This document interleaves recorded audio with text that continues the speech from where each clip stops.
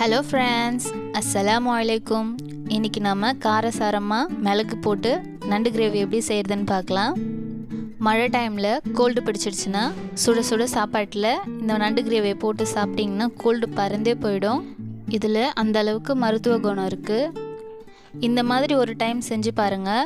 அதுக்கப்புறம் இதே மாதிரி தான் எப்போவுமே செய்வீங்க. அந்த அளவுக்கு டேஸ்ட் இருக்கும். இந்த நண்டு கிரேவியை நீங்கள் எதுக்கு வேணால் சைட் டிஷ்ஷாக வச்சுக்கலாம். அவ்வளோ அட்டகாசமாக இருக்கும். டேஸ்ட்டு சூப்பராக இருக்கும். எல்லோரும் ட்ரை பண்ணி பாருங்கள். மழை டைமில் கண்டிப்பாக எல்லோரும் செஞ்சு சாப்பிடுங்க. இப்போ வீடியோக்குள்ளே போகலாம். வீடியோக்குள்ளே போகிறதுக்கு முன்னாடி நம்ம சேனலை சப்ஸ்கிரைப் பண்ணலைன்னா மறக்காமல் சப்ஸ்கிரைப் பண்ணி பெல் பட்டனை கிளிக் பண்ணிக்கோங்க. அப்போ தான் நம்ம போடுற அடுத்தடுத்த வீடியோ உங்களுக்கு நோட்டிஃபிகேஷனாக வந்து சேரும். வாங்க எப்படி செய்கிறதுன்னு பார்க்கலாம். முதல்ல நாம் நண்டு எப்படி வாஷ் பண்ணுறதுன்னு பார்க்கலாம். நண்டில் நல்லா தண்ணி ஊற்றி வச்சுக்கோங்க. இந்த மாதிரி நல்லா அலசி எடுத்துட்டு இந்த நண்டோட இந்த வி ஷேப் இந்த பேக் சைடு வருது பார்த்திங்களா, அதை நம்ம தூக்கி மேல் பக்கமாக நல்லா ஒரு ப்ரெஷர் கொடுத்து நம்ம எடுத்தோன்னா அந்த ஓடு அப்படியே தனியாக வந்துடும்.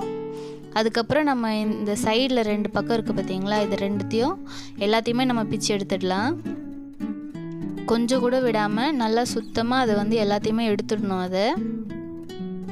இந்த நடுவில் எல்லோயிஷாக இருக்குது பார்த்திங்களா, எல்லோ கலரில், அதை கிராமத்துலலாம் சில பேர் அதை போட்டே அவங்க செய்வாங்க. ஏன்னா அது கொழுப்பு, அது டேஸ்ட்டாக இருக்கும்னு சொல்லுவாங்க.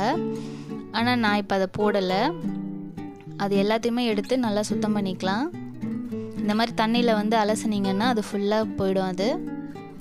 இதுக்கப்புறம் நம்ம மேலே இருக்கிற 2 பெரிய கொடுக்கு இருக்குது பார்த்திங்களா, அதை நம்ம பிச்சு எடுத்துக்கலாம் தனியாக. இப்போ சின்ன சின்ன கால்களில் முனையில் சப்பையாக இருக்கும், அது வரைக்குமே நம்ம புட்டு எடுத்துடலாம். 2 பக்கமும் நல்லா எடுத்துருங்க. அதை ஃபுல்லாக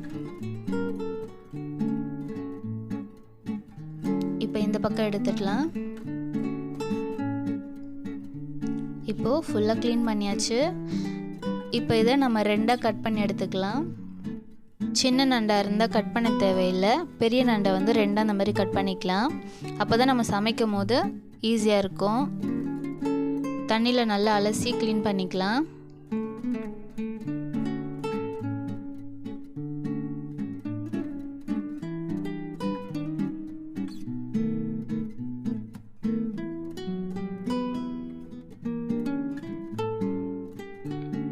அவ்வளோதான், க்ளீன் பண்ணியாச்சு. ரொம்ப ஈஸியாக க்ளீன் பண்ணிடலாம். நண்டு கஷ்டமாகவே இருக்காது. இதே மாதிரி நம்ம எல்லா நண்டையும் க்ளீன் பண்ணி எடுத்துக்கலாம். சமைக்கிறதுக்கு முன்னாடி நம்ம மசாலா அரைச்சி வச்சுக்கலாம். 1 ஸ்பூன் மிளகு, 1/2 ஸ்பூன் சீரகம், 1/2 ஸ்பூன் சோம்பு, 1/4 ஸ்பூன் மஞ்சள் தூள். உங்கள் காரத்துக்கு ஏற்ற மாதிரி தனி மிளகாய் தூள் சேர்த்துக்கோங்க. நான் 3/4 ஸ்பூன் போட்டிருக்கேன். 2 ஸ்பூன் தனியாத்தூள் போட்டுக்கலாம். அடுத்து இஞ்சி பூண்டு பேஸ்ட் போட்டுக்கலாம். நான் 2 ஸ்பூன் போட்டிருக்கேன். இது போட்டு நல்லா ஃபைன் பேஸ்ட்டாக அரைச்சி எடுத்துக்கலாம். இந்த மாதிரி ஃபைன் பேஸ்ட்டாக அரைச்சி வச்சுக்கலாம். இப்போ கடாய் சூடானதும் எண்ணெய் ஊற்றிக்கலாம். எண்ணெய் காஞ்சதும் வெங்காயம் பொடியாக நறுக்குனது போட்டுக்கலாம். நான் ஒரு 4 வெங்காயம் எடுத்திருக்கேன். நல்லா பொடியாக நறுக்கி போட்டுக்கோங்க. இது கூட கொஞ்சமாக கருவேப்பிலை, ஒரு 2 பச்சை மிளகாய் போட்டு நல்லா வதக்கி விட்டுக்கலாம். கொஞ்சமாக உப்பு சேர்த்துக்கலாம். உப்பு சேர்த்து வதக்கும் போது சீக்கிரமாக வெங்காயம் நல்லா வதங்கி வரும். நல்லா பொன்னிறமாக ஆகிற வரைக்கும் வதக்கி எடுத்துக்கலாம்.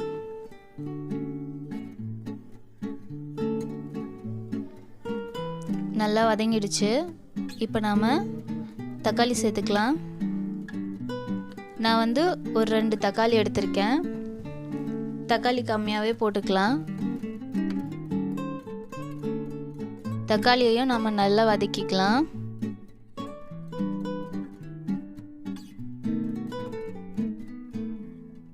நல்லா வதங்கிடுச்சு. இப்போ நம்ம அரைச்சி வச்ச மசாலாவை போட்டுக்கலாம்.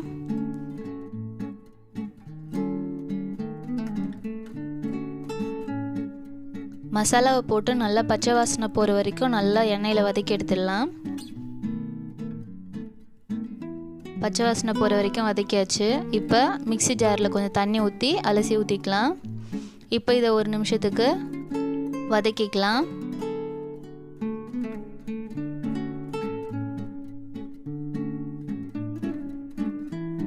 நல்லா வதங்கிடுச்சு. இப்போ நம்ம வாஷ் பண்ணி வச்ச நண்டு போட்டுக்கலாம்.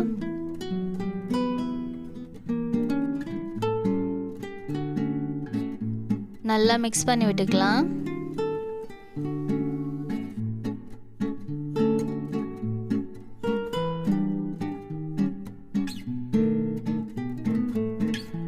நல்லா மிக்ஸ் பண்ணியாச்சு. இப்போ நம்ம தேவையான அளவுக்கு தண்ணி ஊற்றிக்கலாம். நான் இன்றைக்கி கிரேவி பண்ண போகிறேன், அதனால் ஒரு கிளாஸ் அளவுக்கு மட்டும் தண்ணி ஊற்றிருக்கேன். ஏன்னா இதுலேயுமே தண்ணி பிரிஞ்சு வரும். இப்போ தேவையான அளவுக்கு உப்பு போட்டுக்கலாம். உப்பு போட்டு நல்லா மிக்ஸ் பண்ணி விட்டுக்கலாம்.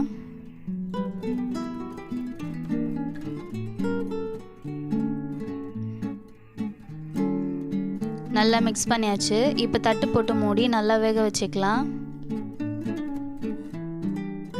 நடுவில் அப்பப்போ ஓப்பன் பண்ணி கிளறி விட்டுட்டே இருங்க, இல்லைனா அடி பிடிச்சிரும்.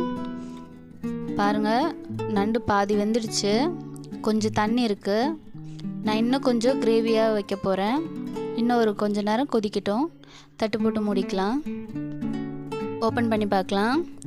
நல்லா கொதிச்சு வந்துடுச்சு. நல்லா மேலே ஃபுல்லாக எண்ணெய் பிரிஞ்சு வந்திருக்கு பாருங்கள். நல்லா நண்டும் வெந்துடுச்சு. இந்தளவுக்கு கிரேவி இருந்தால் போதும். நண்டு வேகிற டைமிங் பார்த்திங்கன்னா 15 நிமிஷத்தில் வெந்துடும். மீடியம் ஃப்ளேமில் வச்சு குக் பண்ணுங்கள், அப்போ தான் அடி பிடிக்காது. இப்போ நம்ம கொஞ்சமாக கொத்தமல்லி போட்டு அடுப்பை ஆஃப் பண்ணிடலாம். அவ்வளோதான், நண்டு கிரேவி ரெடி ஆயிடுச்சு. கண்டிப்பாக வீட்டில் எல்லோரும் செஞ்சு பாருங்கள்.